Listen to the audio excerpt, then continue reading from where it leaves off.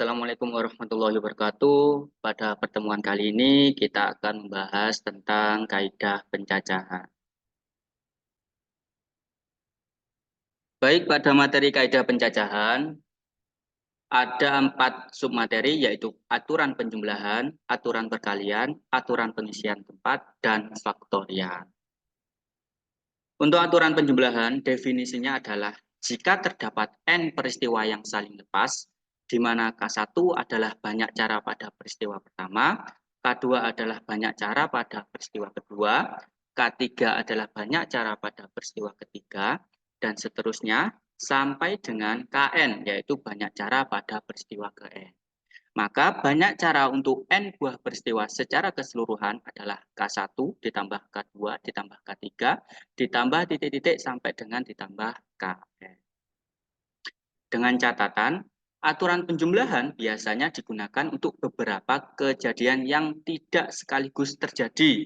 Artinya, yang terjadi hanya salah satu saja atau biasa berupa pilihan.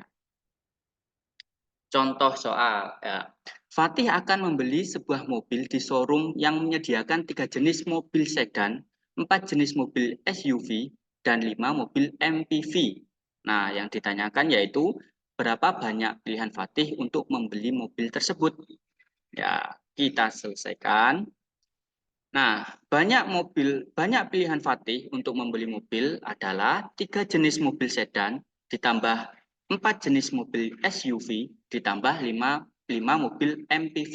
Nah, sama dengan 12 jenis mobil. Jadi atau sehingga Fatih memiliki 12 jenis mobil pilihan yang akan dibelinya.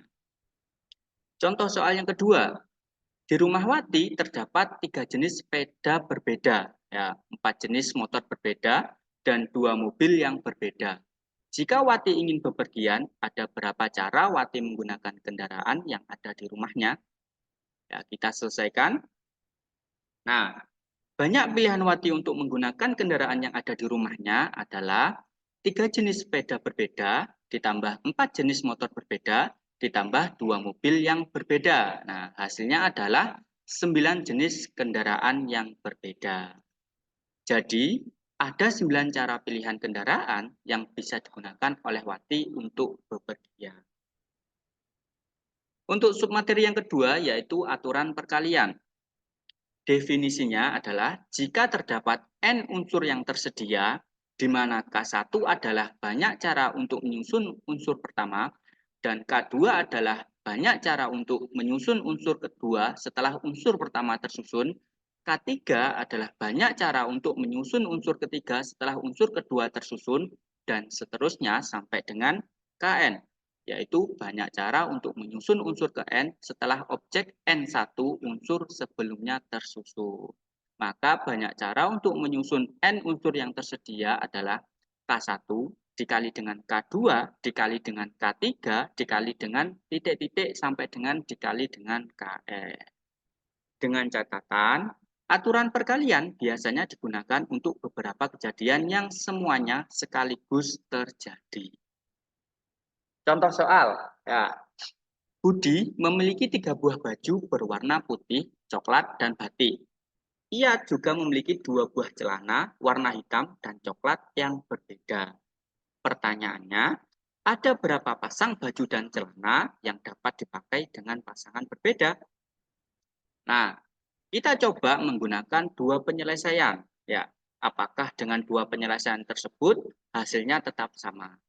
Nah, penyelesaian cara pertama yaitu memasangkan semua kemungkinan pasangan baju dan celana dengan diagram. Nah, di sini saya sediakan diagram. Ada baju terdapat 3 yaitu putih, batik, sama coklat. Yang celana ada 2 yaitu hitam dan coklat. Nah, pasangan baju dan celana di sini ada putih hitam, putih coklat, batik hitam, batik coklat, coklat hitam, coklat, coklat. Ya. Dari diagram tersebut, banyak pasangan baju dan celana yang dapat digunakan oleh Budi yaitu sebanyak 6 pasang. Penyelesaian cara yang kedua yaitu menggunakan aturan perkalian. Nah, untuk unsur pertama adalah baju, ada pilihan 3 baju yaitu baju berwarna putih, coklat, dan batik, sehingga untuk K1 yaitu sama dengan 3.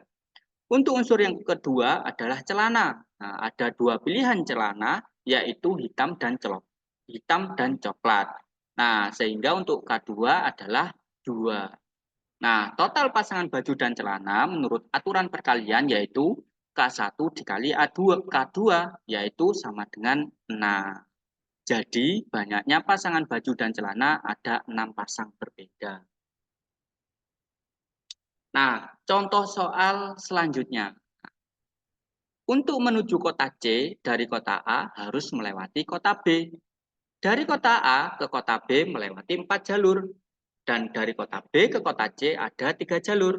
Nah, yang ditanyakan adalah ada berapa jalur yang dapat dilalui dari kota A ke kota C.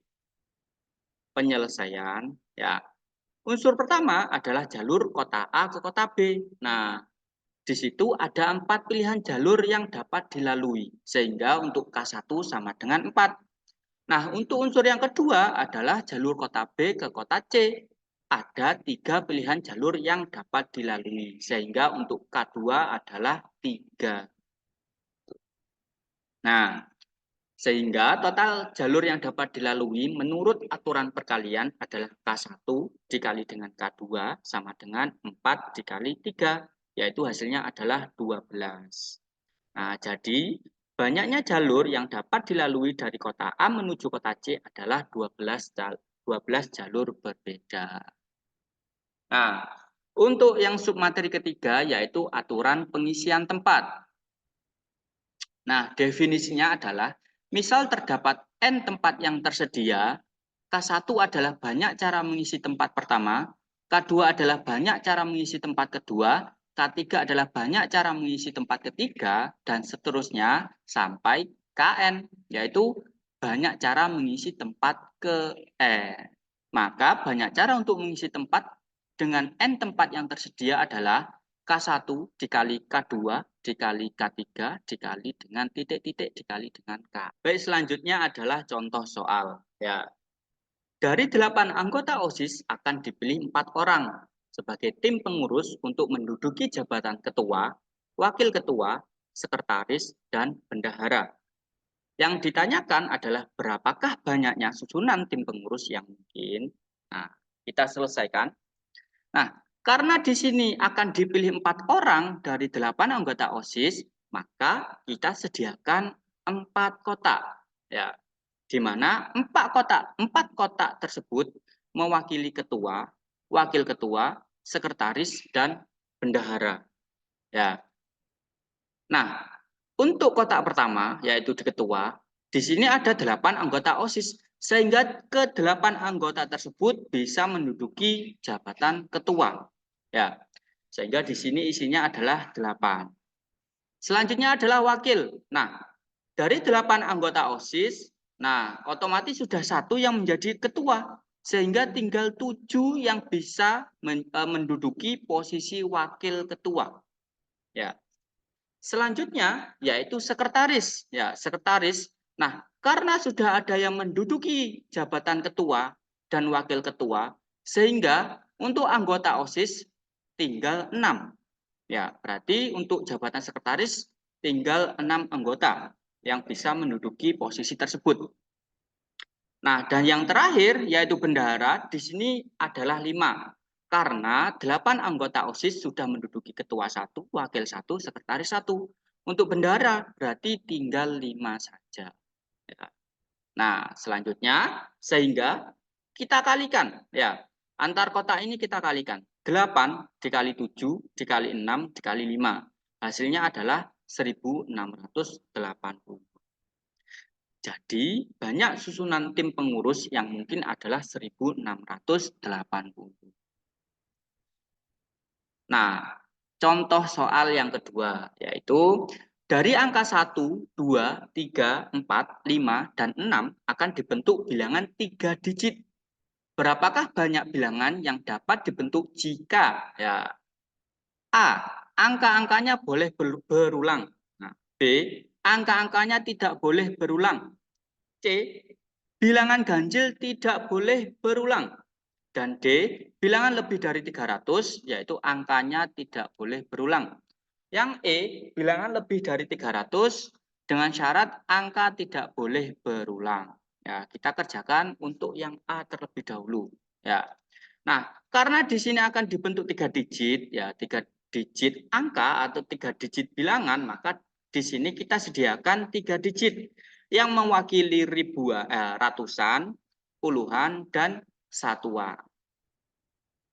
Nah, di sini yang ditanyakan yaitu berapakah banyak bilangan yang dapat dibentuk jika angka-angkanya boleh berulang. Nah, maksudnya berulang itu seperti apa? Maksudnya berulang itu contohnya 111. Nah, disebutkan 111. Nah, di situ angkanya boleh berulang seperti itu. Nah, karena di sini angkanya boleh berulang, berarti untuk ratusan di sini ada 6 angka. Ya, untuk puluhan juga 6 angka, dan untuk satuan juga 6 angka, karena angka-angkanya boleh berulang. Ya, misal 555, nah seperti itu boleh. Maka kita kalikan 6 kali 6 kali 6, hasilnya adalah 216. Nah, jadi banyak bilangan 3 digit yang dapat dibentuk dari angka 1 sampai dengan 6 dengan syarat angka boleh berulang adalah 216 bilangan. Nah, untuk yang B, nah di sini syaratnya angka-angkanya tidak boleh berulang. Ya, tetap kita sediakan 3 tempat atau 3 kotak yang mana mewakili ratusan, puluhan, dan satuan. Ya. Untuk ratusan, nah karena 1 sampai 6 berarti di sini keenam-enamnya bisa mengisi ratusannya. Ya. Nah, untuk selanjutnya karena angkanya tidak boleh berulang, maka satu angka sudah mengisi tempat untuk ratusan. Sehingga untuk 6 angka ini dikurangi 1 sehingga tinggal 5 angka. Nah, untuk satuannya ya karena ada 6 angka dan satu angka mengisi ratusan, satu angka mengisi puluhan, ya berarti tinggal 4 angka. Nah, berarti untuk satuan tinggal 4 angka. Kita kalikan 6 dikali 5 dikali 4 hasilnya adalah 120. Nah, jadi banyak bilangan 3 digit yang dapat dibentuk dari angka 1 sampai dengan 6 dengan syarat angka tidak boleh berulang adalah 120 bilangan. Nah, untuk yang ketiga ya yaitu bilangan ganjil tidak boleh berulang, ya bilangan ganjil. Nah, karena bilangan ganjil berarti kita isi dulu yang satuan, ya yang satuannya adalah ganjil. Nah, bilangan ganjil ya satuannya berarti yang bisa mengisi adalah 1, 3, dan 5, ya 1, 3, 5. Makanya di sini untuk satuannya diisi dengan 3. Nah, untuk ratusannya ya di sini ada 6 angka, 1 sampai 6. Nah, di sini kan syaratnya tidak boleh berulang. Maka 6 angka ini dikurangi 1. Karena apa? Sudah mengisi satuan. Maka tinggal 5. Begitu juga untuk puluhan ya. Untuk puluhan satu angka sudah mengisi satuan, satu angka sudah mengisi ratusan, berarti untuk puluhan tinggal 4 angka ya. Sehingga kita kalikan 5 dikali 4 dikali 3, yaitu hasilnya adalah 60 ya. Jadi banyak bilangan ganjil 3 digit yang dapat dibentuk dari angka 1 sampai dengan 6 dengan syarat angka tidak boleh berulang adalah 60 bilangan.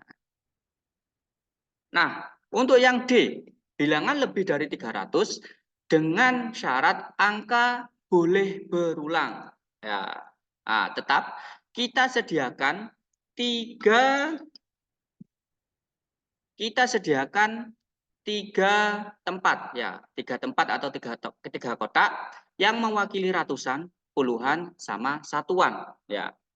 Untuk ratusannya ya, karena ini lebih dari 300 ya, berarti untuk satuannya itu nilainya adalah lebih dari atau sama dengan 3 ya. Berarti nilainya 3, 4, 5, dan 6 ya. Berarti di sini ada 4 angka yang dapat mengisi untuk ratusannya, yaitu 3, 4, 5, dan 6. Ya. Nah, terus karena angkanya boleh berulang, ya maksudnya tadi angka berulang itu seperti apa? Misal 555. Nah, itu angkanya angka 5 kan ada lebih dari 1, itu boleh berulang. Nah, berarti untuk puluhannya ada 6 angka yang bisa mengisi tempatnya. Nah, sama juga dengan satuannya, ya. Ada 6 angka yang dapat mengisi. Nah, kita kalikan sehingga hasilnya adalah 4 dikali 6 dikali 6. Hasilnya adalah 144.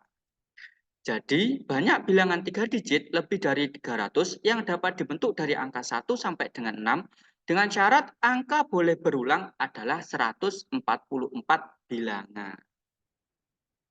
Untuk yang terakhir ya, untuk contoh soal yang ke E, ya.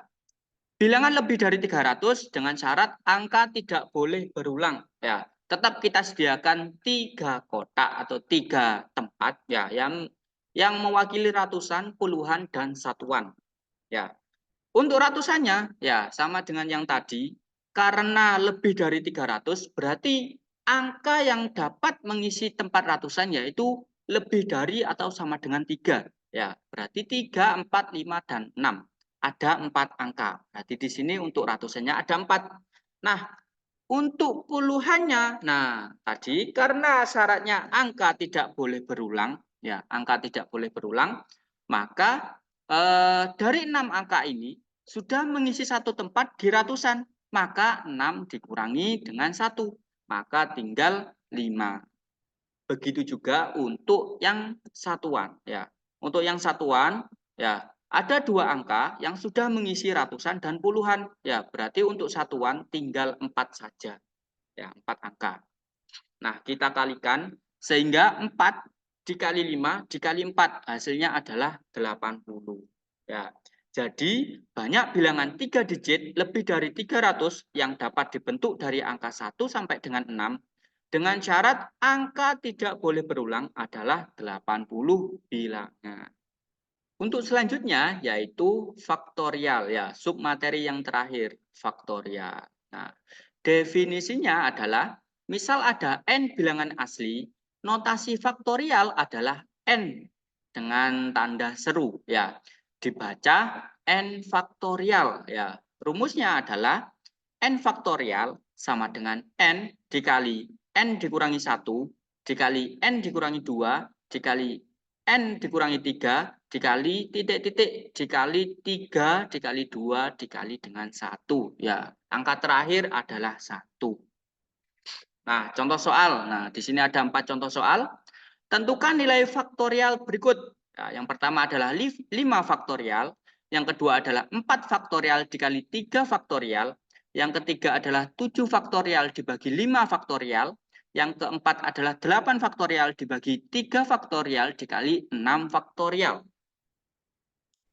Penyelesaian. Nah, yang pertama, menurut rumus tadi, maka untuk 5 faktorial, 5 dikali 4, dikali 3, dikali 2, dikali 1. Dan hasilnya adalah 120.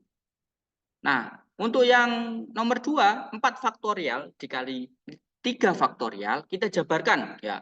4 faktorial berarti 4 dikali 3 kali 2 kali 1.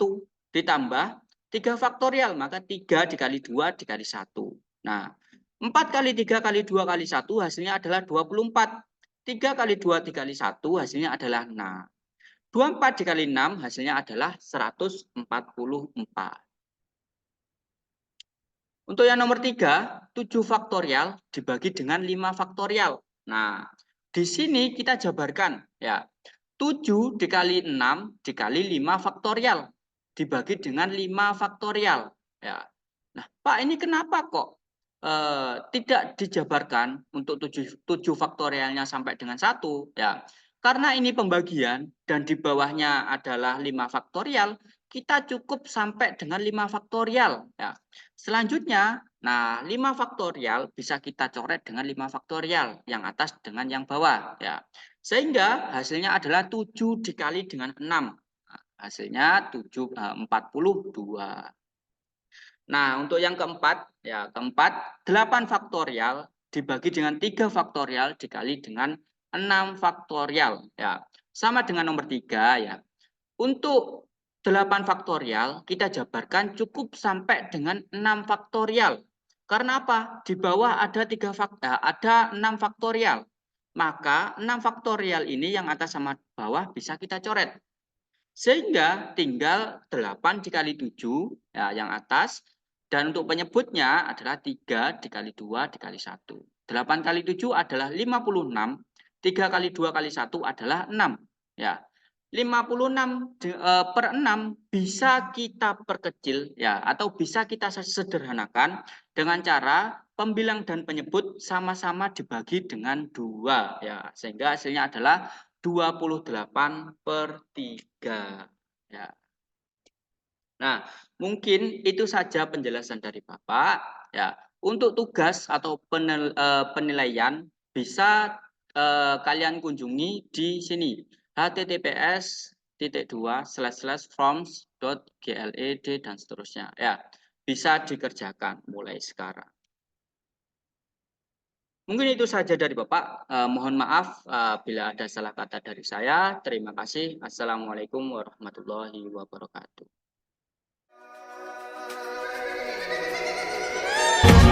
Bersatu